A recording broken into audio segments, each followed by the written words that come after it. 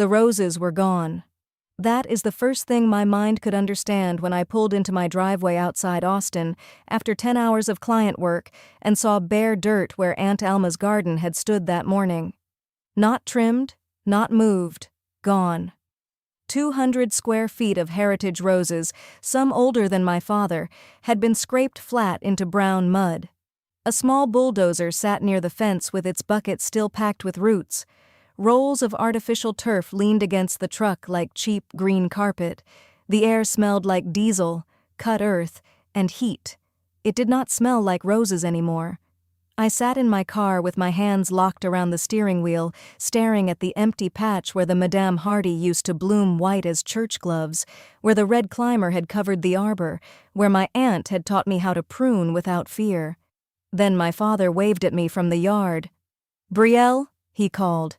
"You got home earlier than I expected. What do you think?" He sounded proud. That was what made my stomach turn. Alvin Booker stood beside the dirt in pressed khakis and a pale blue golf shirt, hands on his hips, chin lifted like a man waiting for applause. At 62, he still carried the shape of the football player he used to be. Broad shoulders, heavy middle, silver hair cut close and neat. He looked like he belonged at a country club luncheon, not beside the ruins of the only living thing my aunt had left behind.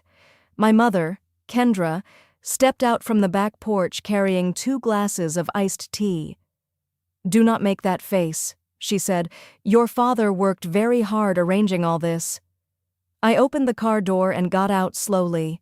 My laptop bag slid off the passenger seat and hit the floorboard, but I did not pick it up. "What did you do?"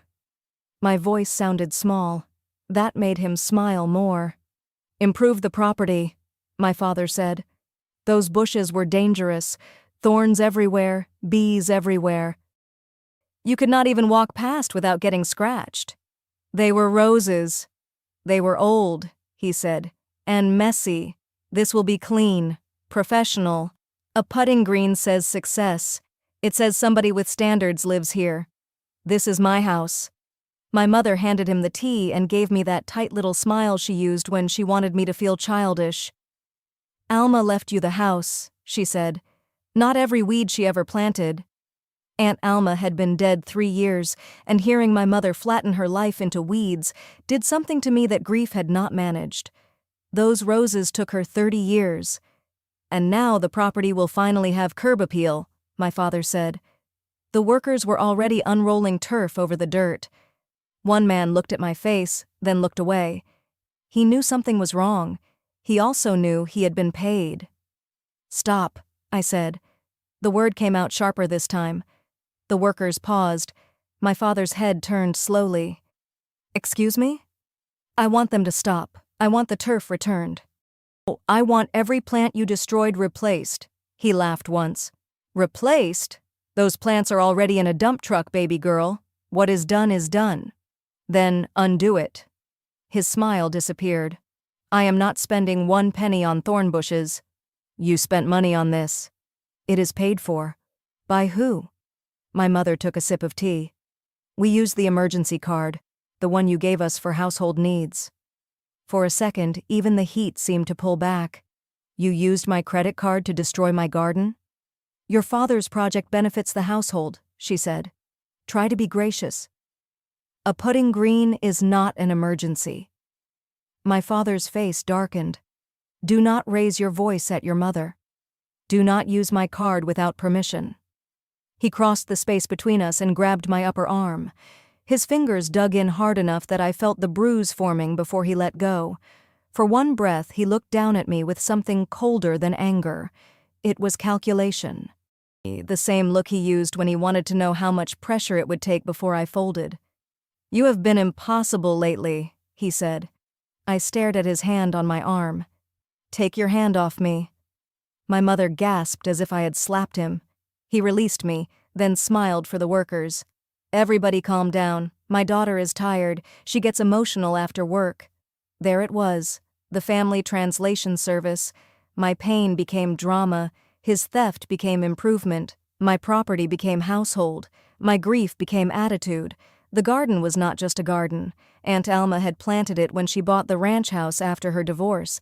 She was the first woman in our family who owned land by herself and never apologized for it. She had been a high school science teacher, a church treasurer, a woman who wore wide-brimmed hats and kept pruning shears in the pocket of every apron.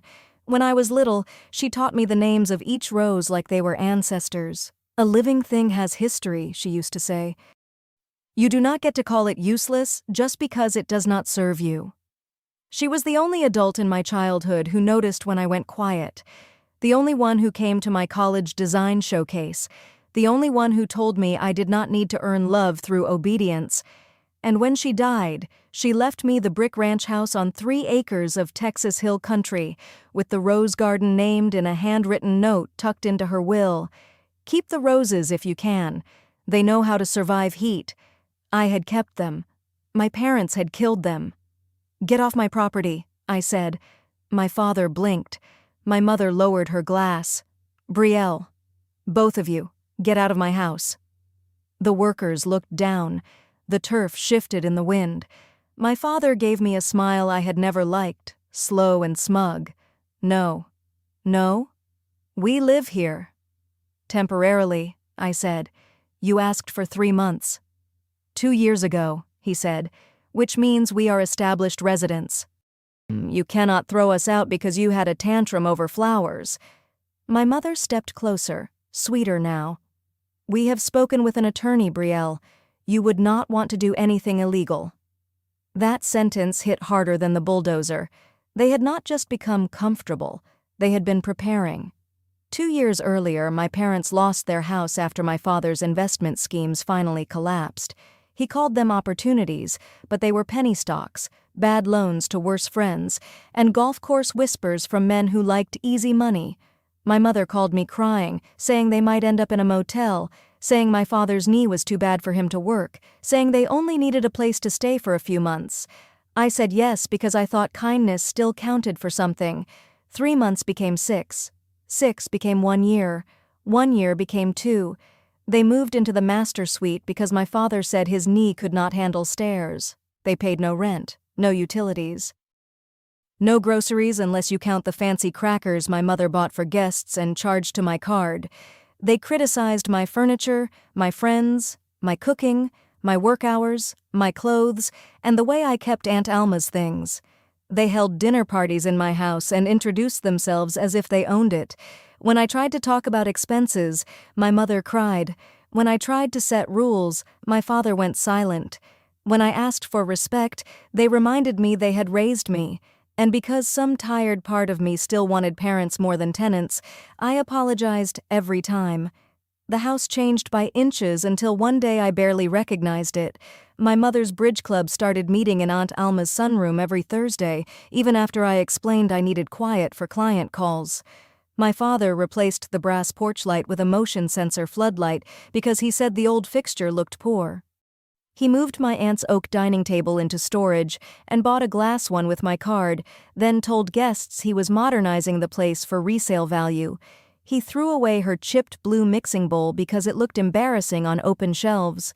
Every change had a reason that sounded practical if you did not know the cost.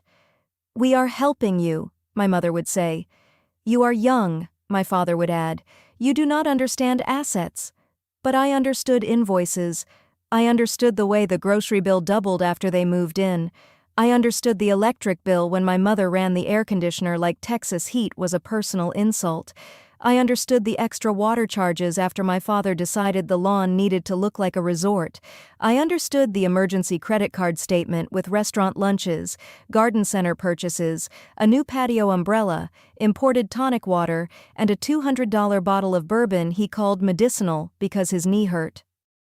When I objected, they did not deny the charges. They changed the category. It was not theft. It was household maintenance. It was not freeloading. It was family helping family. It was not disrespect. It was my attitude. I began living in smaller and smaller parts of the house. My bedroom upstairs, my office, the little balcony off the west hall where Aunt Alma used to drink coffee. The rest became their territory.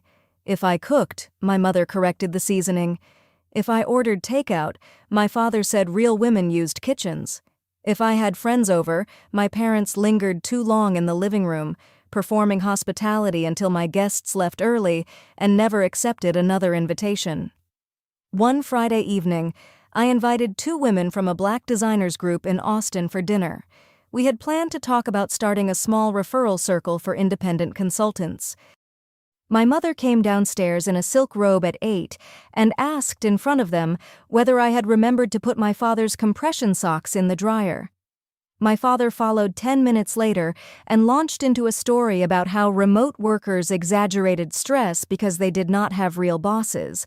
Neither woman said anything rude, they were too gracious for that, but their eyes told me they understood more than I wanted them to. After they left, my mother said, "Your friends are very intense." I said, "They are professionals." My father said, "Then they should not mind a little family life." That was how they did it. They made every boundary sound like snobbery and every invasion sound like warmth. Until the roses. My father turned back to the crew. "Keep going," he said. "We want the turf down before sunset." "Do not," I said. The crew chief took off his cap and looked between us. "Ma'am, the job has been paid for. If you want us to stop, we need the customer to cancel." "I am the owner." My father lifted his phone. "And I am the one who hired them. Finish the work." Nobody moved for a long second. Then the crew chief looked at the card authorization on his clipboard, looked at my father, and gave his men a small nod. The turf unrolled. Green plastic covered Aunt Alma's dirt. I did not scream. Screaming would have made their version easier. I walked to my car, picked up my laptop bag, and went inside through the front door. My mother followed me as far as the foyer. "You are being cruel," she said. "Your father needs something to enjoy." I looked at her. "He has been enjoying my house for 2 years. After everything we have been through? After everything I have paid for?" Her face hardened. "You sound just like Alma when she got bitter." That should have hurt. Instead, it felt like a blessing. I went upstairs to my office, locked the door, and sat on the floor with my back against the bookcase. I gave myself 10 minutes to shake, 10 minutes to press my hand over my mouth so no one downstairs could hear what they had done to me, 10 minutes to grieve the roses, the woman who planted them, and the version of me who thought patience would eventually be rewarded. Then I stood up, washed my face in the tiny upstairs bathroom, and opened my laptop. I had a client presentation the next day at 2. A major healthcare app redesign, 6 months of UX architecture, patient portal flows, accessibility testing, medication reminder screens, and executive revisions. If they approved the final prototype, I would invoice $95,000. That contract mattered. The property taxes alone were $25,000 a year. My parents ate through money like termites through soft wood. If I lost that project, I would still survive, but barely. And I could not afford barely while fighting 2 people who had apparently already hired a lawyer to stay in my house. It mattered for another reason, too. The healthcare firm had come to me after a smaller clinic praised my work on a patient intake redesign. I had built my reputation one clear screen at a time, with late nights, clean prototypes, and a quiet obsession with making digital tools less punishing for sick people. That contract would have put my studio on a different level. It would have paid the taxes, repaired the roof over the garage, and given me enough savings to tell my parents no without worrying whether one legal bill could wipe me out. For 6 months, I had protected that project like a flame in the wind. I took calls from parking lots when my parents had guests. I bought noise-canceling headphones after my father started practicing golf swings in the hallway. I moved one design review to 6 in the morning because my mother had promised a quiet afternoon, then invited 8 church friends for lunch. Every time their chaos pressed against my work, I adapted. I changed rooms. I changed hours. I changed myself. The one thing I never changed was the quality of the work. That was my pride, my proof that I was more than the daughter my parents could interrupt. So I worked. I checked every screen. I tested the appointment flow. I tightened the captions for older patients. I adjusted contrast on the refill buttons. I rehearsed my talk until I could deliver it with a calm face and a bruised arm. Before I slept, I printed a sign in black letters and taped it to my office door. Important client call from 2 to 3 p.m. Do not disturb. It was foolish to believe a sign could stop people who had ignored a deed, but I was still learning. If you are listening while working late, sitting in your car, or walking around your own house trying not to fall apart, tell me where you are right now. I used to think a locked door and a polite sign were enough to protect what belonged to me. The next afternoon, I dressed like a woman whose life was not falling apart. Navy blouse, gold hoops Aunt Alma had given me, hair pulled back, ring light on, office background clean but warm. A framed print of the old rose arbor sat on the shelf behind me. At 1:55, I joined the Zoom call. At 2:05, all 8 executives were present. At 2:12, I found my rhythm. The redesign reduces cognitive load for patients who may be older, tired, medicated, or managing care for someone else, I said. The goal is not just a prettier interface. The goal is a path that works when people are stressed. The CEO nodded. The product director took notes. For 15 minutes, I was not the daughter in a house full of theft. I was Brielle Booker, senior UX consultant, the person they hired because I could make complicated systems humane. Then my office door opened. Not a knock, not a pause. Opened. My father stepped in with a cocktail glass in his hand and 3 other couples behind him. "And this is Brielle's little computer room," he announced. "Best view in the house." My stomach dropped. "Dad," I said through my teeth, "I am in a meeting." My mother's voice floated from the hall. "We are just showing the Martins and the Jenkinses around. Do not be rude." I looked back at the screen. 8 faces stared at me. "Excuse me one moment," I said, reaching for mute. My hand shook. The toolbar slid away. I moved the mouse. My father stepped farther into the room, his foot hitting the rug and bumping the desk just enough for the cursor to jump. I clicked. I thought I muted myself. I did not. The slides disappeared and the gallery view opened. I saw every executive's face at once. I thought the red notification in the corner meant my microphone was off. It was not. "Please leave," I said to my father, keeping my voice low. He laughed for his friends. "See? Remote work, whole day in pajamas, and she acts like she is running NASA." One of the women behind him looked uncomfortable. "This is a critical call." "A real job has an office," he said. "A real boss can see if you are working." Out. That was the word that did it. I had corrected him in front of people. His face changed. "You do not order me around in my own home." "It is not your home." His hand hit my shoulder hard, not a full punch. He was too careful for that. A shove, enough to knock me sideways into the edge of the desk. Pain flashed through my hip. My chair rolled away and my palms slapped down beside the keyboard. Then I heard a voice from my speakers. "Ms. Booker?" I turned. There was no mute symbol on my screen. The CEO was staring directly into the camera.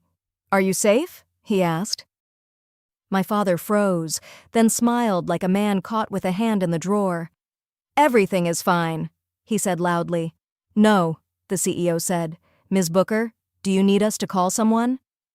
I had seconds to choose between telling the truth to strangers and preserving the contract by pretending nothing had happened. Old Brielle would have protected my father. I said, "I need to end this call." The screen went black after 3 awkward goodbyes. 10 minutes later, the email arrived. Subject: Project suspension pending review. It was corporate language, careful and bloodless. They were concerned about my work environment. They were pausing the contract. They appreciated my effort. They would be in touch. They were not in touch. By evening, the project was terminated. $95,000 vanished into polite paragraphs. The client did send one private note through the product director, a woman named Elaine who had always been kind to me. She wrote that she believed in the quality of my work, but their board could not ignore what had happened on camera.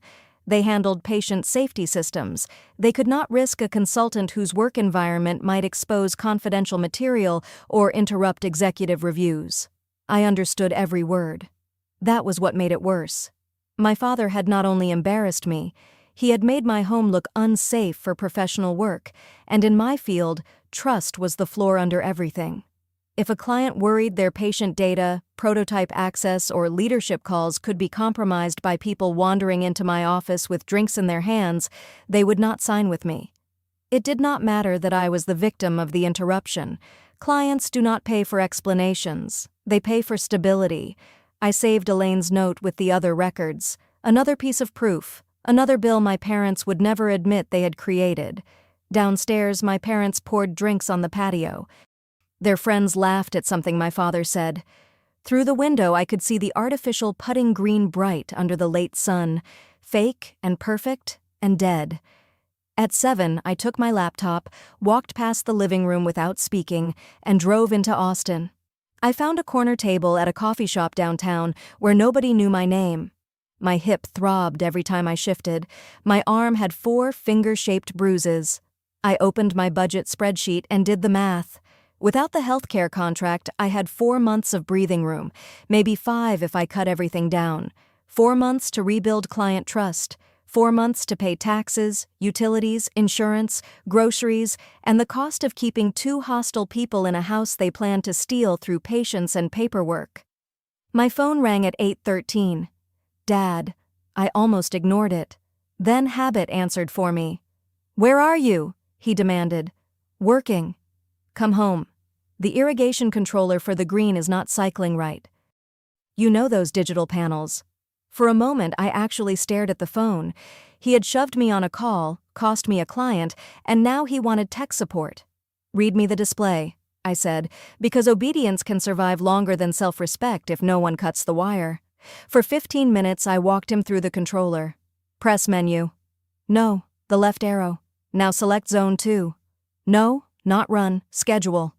When he finally said, "Got it," I closed my eyes. "I am hanging up now." "Fine," he muttered. I waited for the line to disconnect. It did not. At first I heard only movement, a door closing, my father's breathing, then my mother's voice farther away. "Did she fix it?" "Of course she fixed it," my father said. "She is useful when she stops acting superior." My hand tightened around the phone. I should have hung up. Instead, I sat very still. My mother said, "Did you talk to the lawyer again?" "This morning." "And?" "We are fine. He said she cannot just remove us." "I have medical hardship with my knee. You have dependency arguments. We have residency. If she tries eviction, we drag it out a year."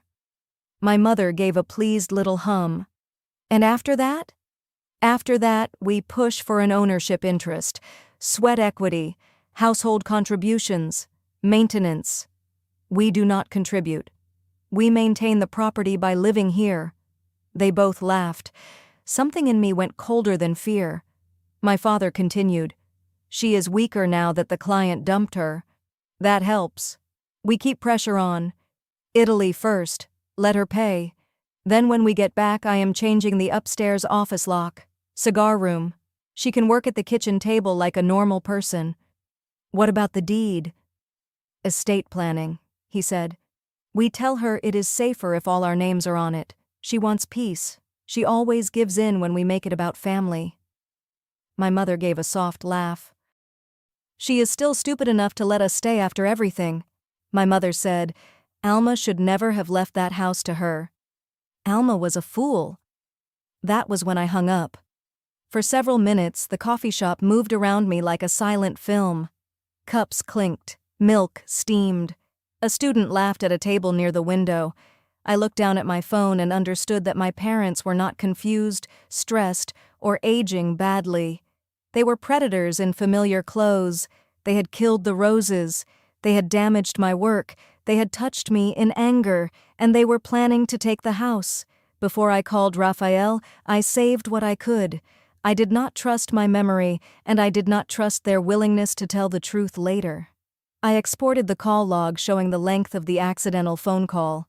I took screenshots of my father's irrigation texts. I photographed the bruises on my arm and hip in the coffee shop bathroom under lights harsh enough to show every finger mark. I forwarded the project suspension email to a private address my parents did not know existed. Then I opened the smart home app and downloaded the previous day's office camera clip.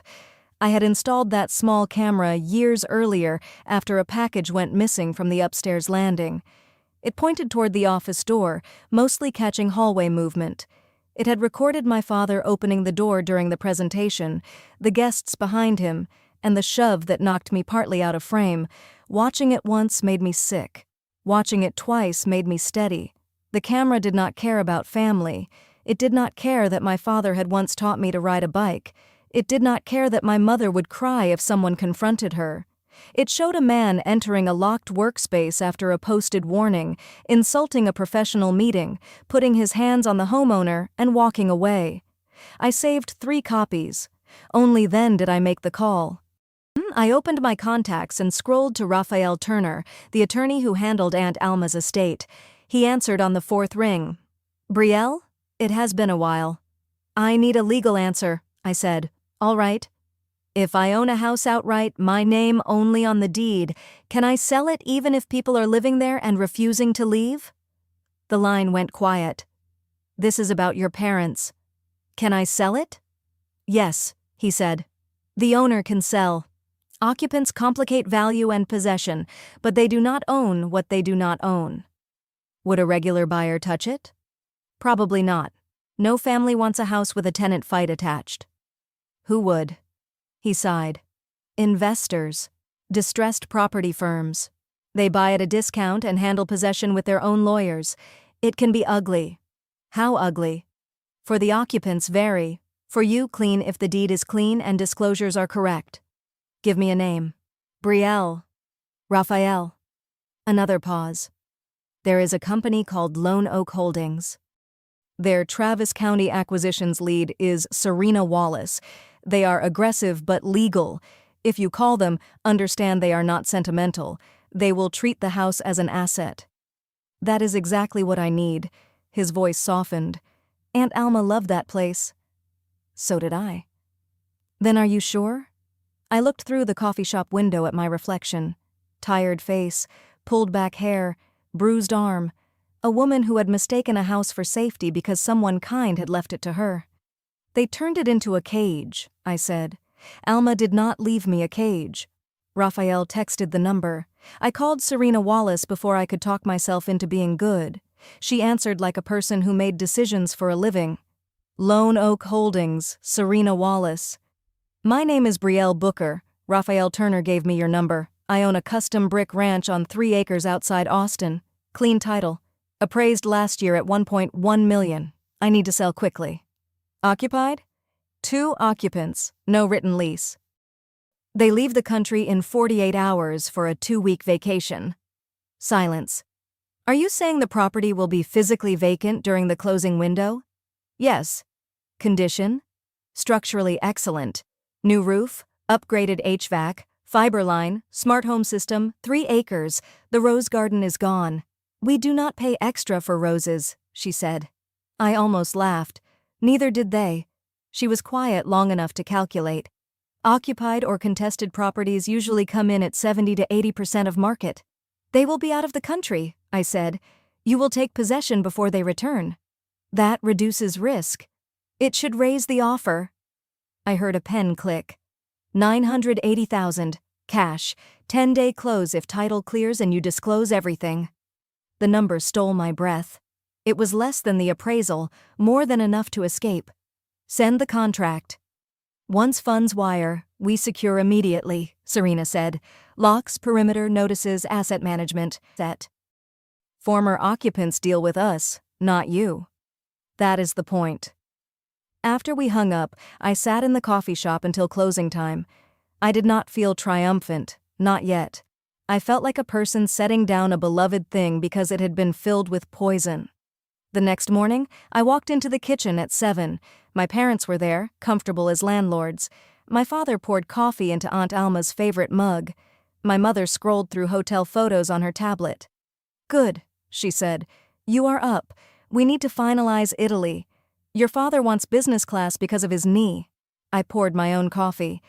I will book it today. My father looked suspicious. No argument? No argument. My mother smiled slowly. I knew you would come around. You deserve a nice vacation, I said. The words tasted like metal. And spending money, she added. 5,000 should be enough if we are careful. I will transfer it. My father leaned back, satisfied. That is my girl. I kept my face still. For the next 2 days, I became the daughter they wanted. Quiet, helpful, mild. I upgraded their flights. I booked the Tuscan hotel my mother had saved. I transferred $5,000 into her account. I printed their confirmations. I even helped my father decide which loafers to pack. Every helpful act moved them closer to the plane. Every smile was a locked door waiting to close. Meanwhile, I signed the sale contract, uploaded disclosures, sent scans of the deed, and arranged my own move. Serena's title team worked fast enough to make me believe sharks deserved some respect in the right waters. Raphael reviewed the documents and made me say 3 times that I understood the price discount, the loss, the finality. There were practical details I had never imagined needing. Serena needed proof that my parents had no written lease. Raphael helped me draft a sworn statement about how they moved in as temporary guests and never paid rent. I pulled bank records showing every property tax payment came from my account. I found the bankruptcy notice from 2 years earlier, the one my mother had sent with crying emojis.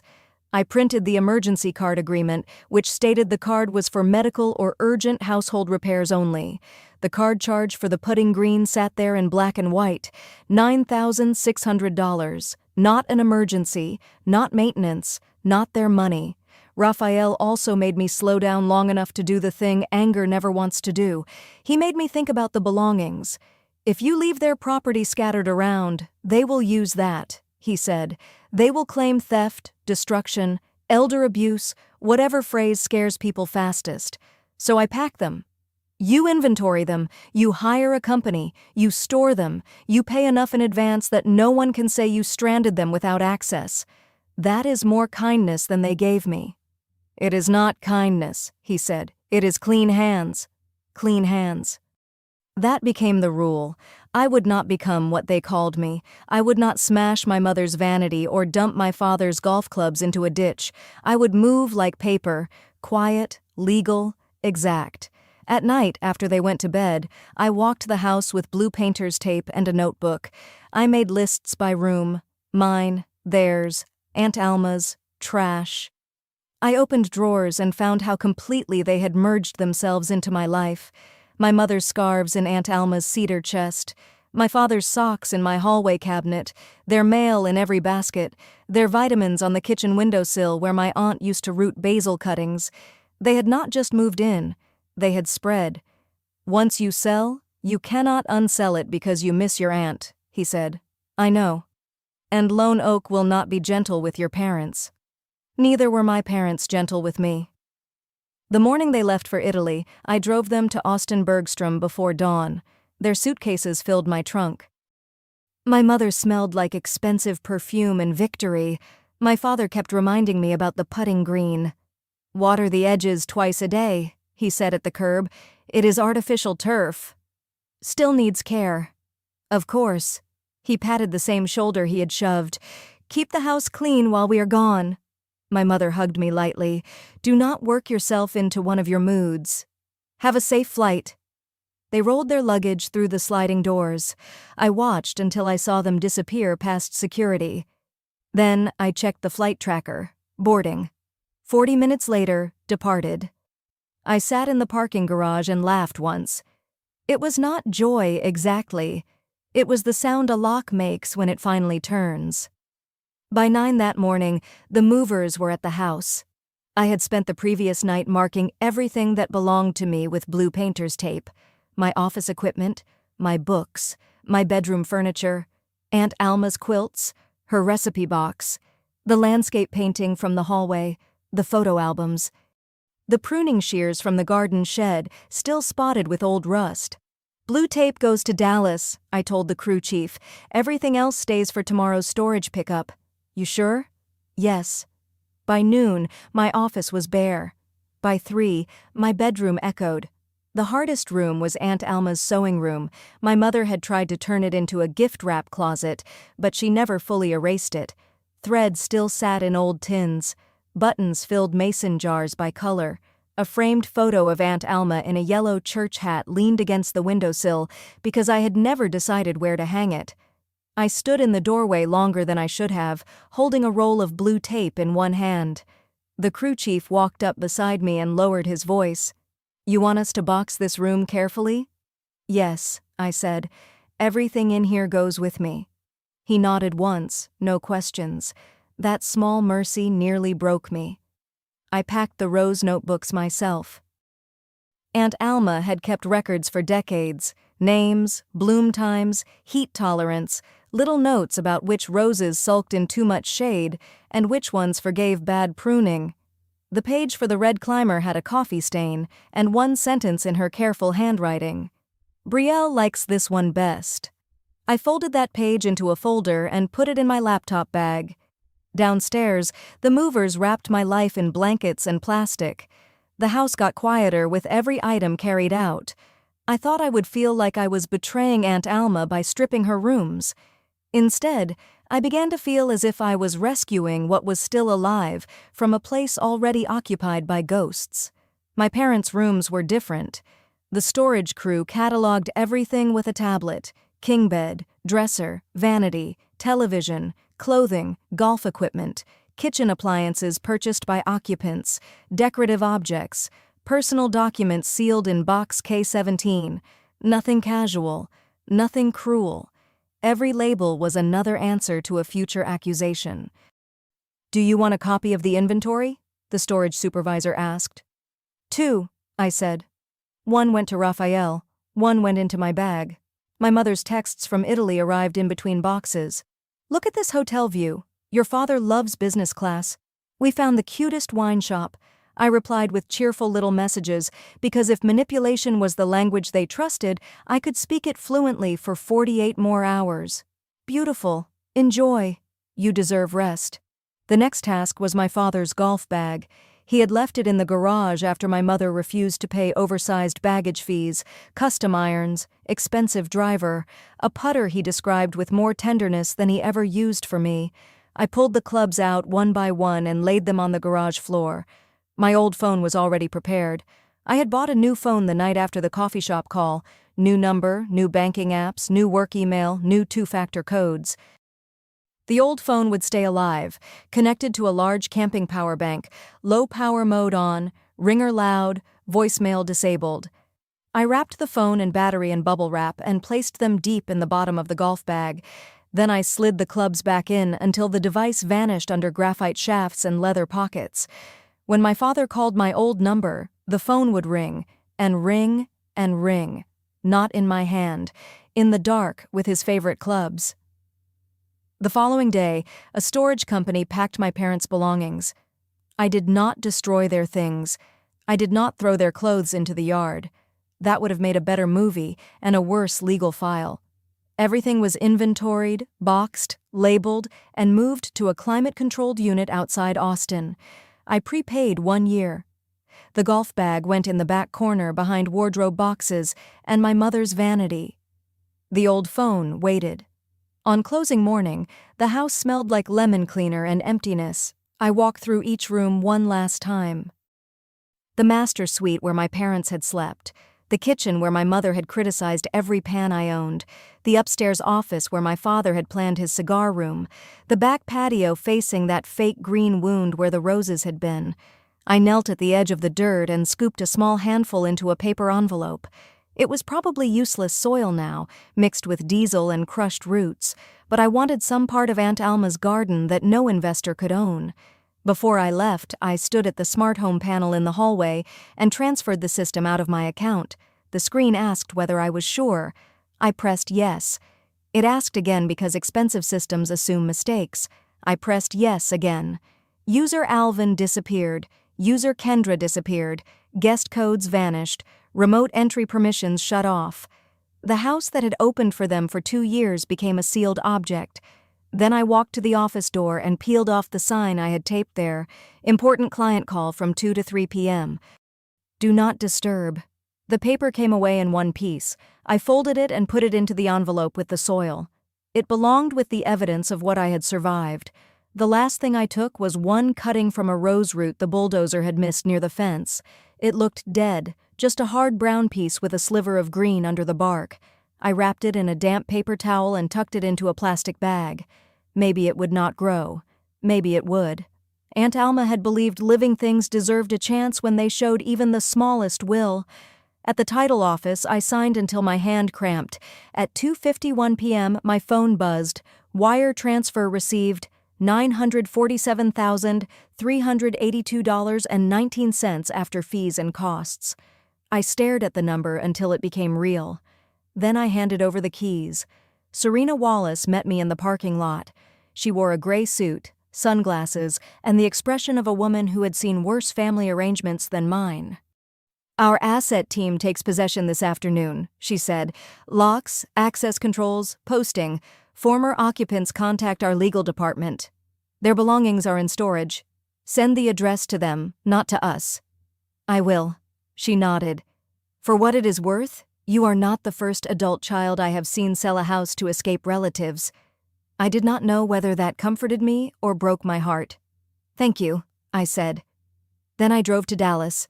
The apartment I rented was on the 21st floor of a building with glass balconies and a lobby that smelled like cedar. It was not home yet. It was boxes, blank walls, and city lights.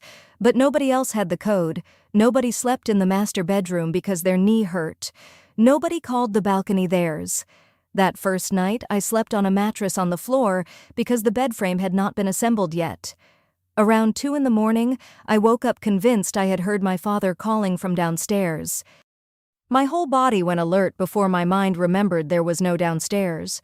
No father, no mother, no putting green, only the hum of the refrigerator and the pale lights of Dallas spread beyond the glass. I got up, checked the deadbolt, and stood barefoot in the living room. For years, I had measured safety by how quiet I could keep other people. Now safety was something simpler. A door that locked, a phone they could not access, a bank account with my name only, a room where nobody opened the door unless I invited them. I made tea at 3 in the morning and drank it from one of Aunt Alma's chipped mugs, the only one I had managed to save before my father started calling her things old lady clutter. The crack in the handle made it imperfect and precious. I placed it on the windowsill when I finished, beside the plastic bag holding the rose cutting. For 3 days, I worked like a woman building a raft while the flood rose behind her.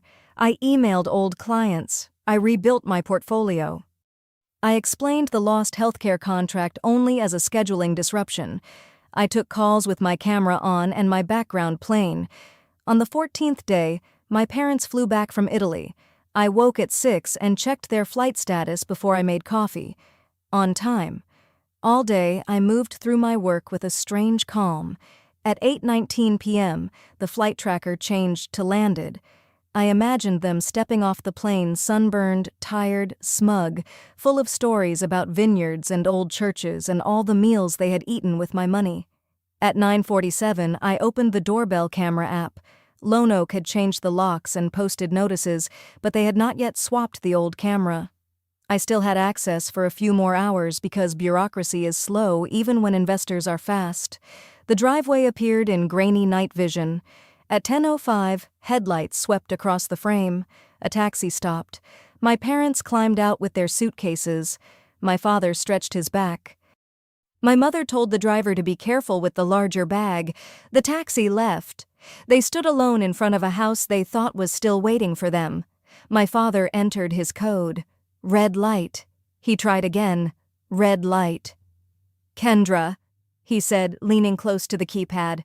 "What is the code?" "Same as always." "It is not working. Use my phone." She tried. Red light. They went around back. I could not see them for a minute. I knew what they would find. Locked doors, closed windows, new hardware, no welcome tone, no smart home greeting, no daughter on the other end ready to fix it. They came back to the front porch faster than they left. My father called me. In the storage unit, my old phone began ringing inside the golf bag. On my new phone, I watched the forwarded call notification appear. I did not answer. He called again. The old phone rang. Again. The old phone rang. My mother peered through the side window. Even through the camera, I saw her body go stiff. "Alvin," she whispered. Where is the furniture? My father pressed his face to the glass. The living room was empty. No sofa, no television, no rugs, no curtains, just bare floors under cold security lights. Before he could start breaking glass, a black SUV pulled into the driveway and stopped behind their suitcases. 2 men got out first, both in dark clothes. Then a third man stepped forward with a clipboard. "Can I help you?" he asked. My father turned. "Who are you?" "Asset manager for Lone Oak Holdings."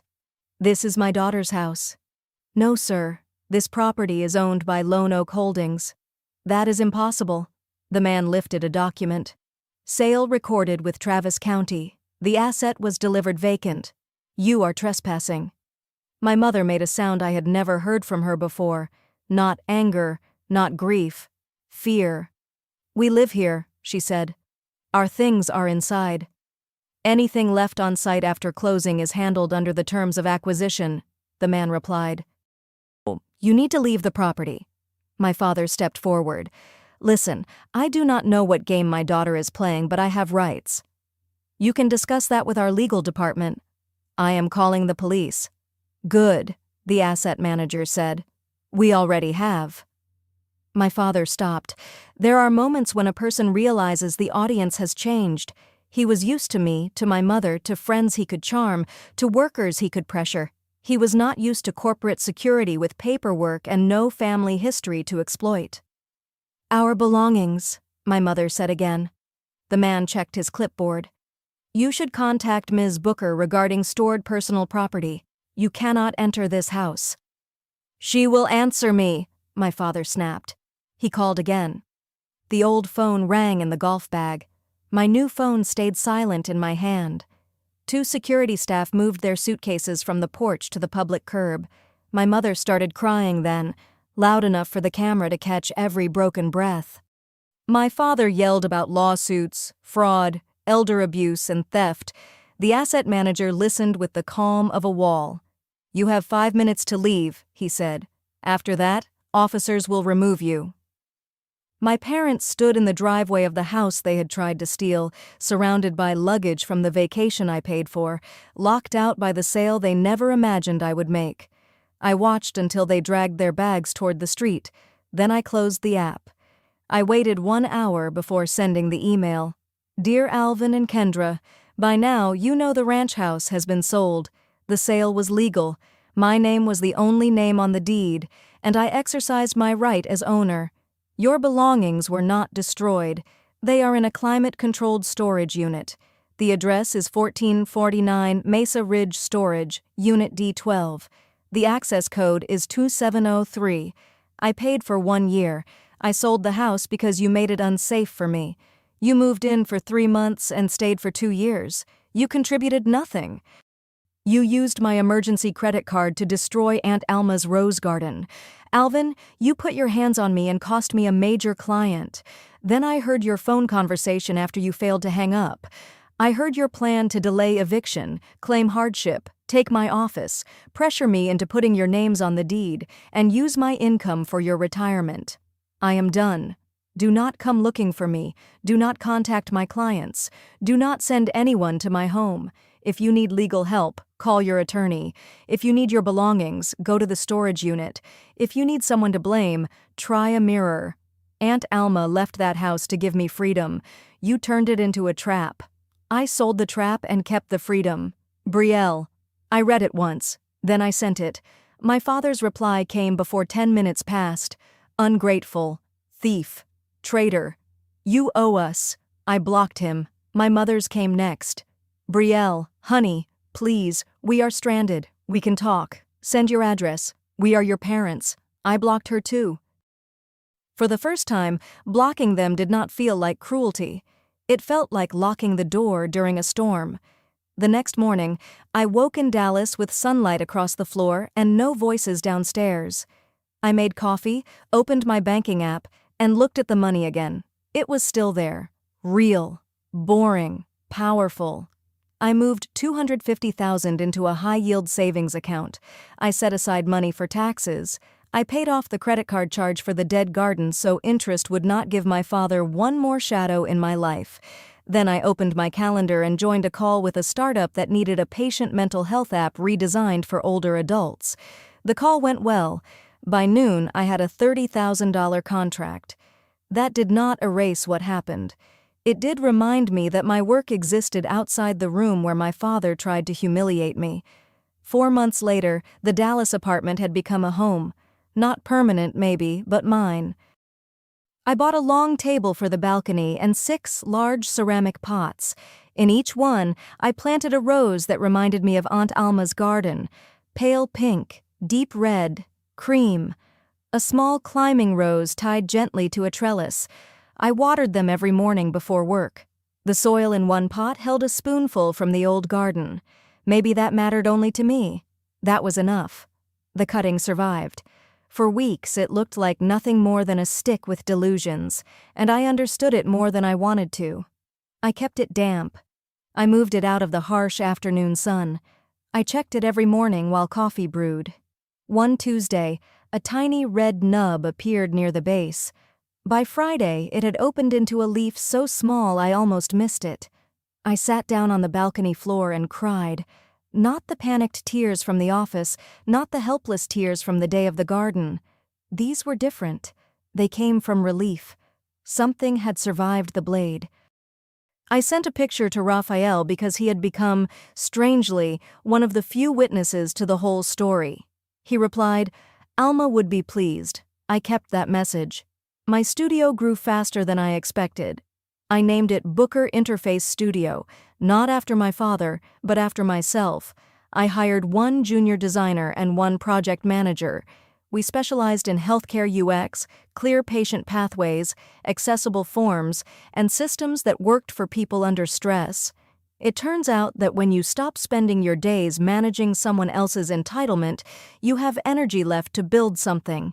The first time I paid payroll, I stared at the confirmation screen for almost a minute. 2 people had trusted me with their work, and I was paying them on time from money earned honestly. No emergency card games, no guilt, no speeches about what family owed. Just work, value, payment, respect. My junior designer Naya asked one afternoon why I cared so much about locked meeting rooms and written boundaries with clients. "Bad experience," I said. She nodded like that was enough, because healthy people do not demand a full wound tour before respecting a rule. So our studio had policies, meetings had agendas, scope changes required approval. No client could call a junior staffer after hours unless it was a real production emergency.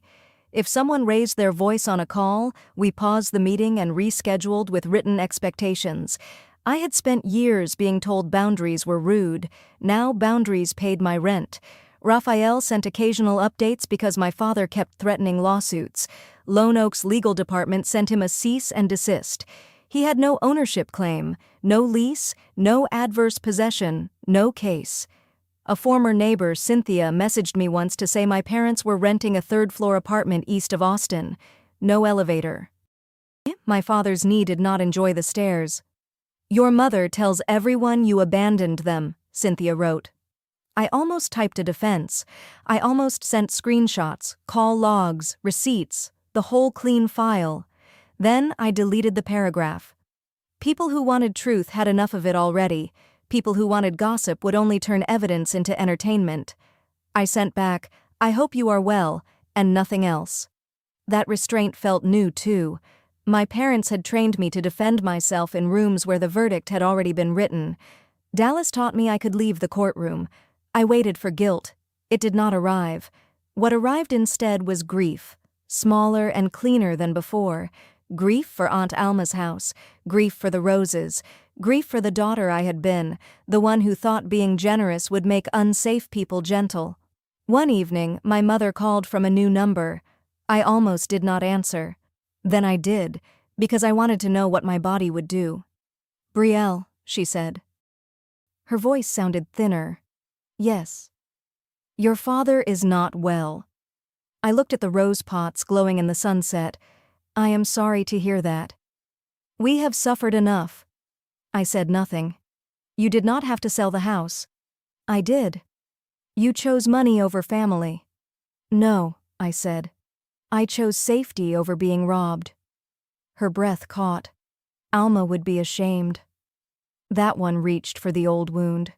It did not find the same girl. Aunt Alma taught me not to call a living thing useless just because it does not serve me, I said. You should have listened to her. My mother hung up. I set the phone down and went back to watering the roses. The sunset turned the Dallas glass towers gold. A new bud had opened on the cream rose that morning, small and stubborn. I touched one petal with the tip of my finger. For a long time, I thought freedom would feel loud. I thought it would arrive with revenge sharp enough to make the past disappear. It did not. Freedom felt like a quiet apartment, a paid bill, a client call nobody interrupted, and roses growing in pots high above a city where nobody had a key unless I gave it to them. I lost Aunt Alma's house, but I kept what she meant to give me. If someone you loved left you a gift and your family turned it into a cage, would you protect the gift or protect yourself? Tell me what you would have done when the roses were gone.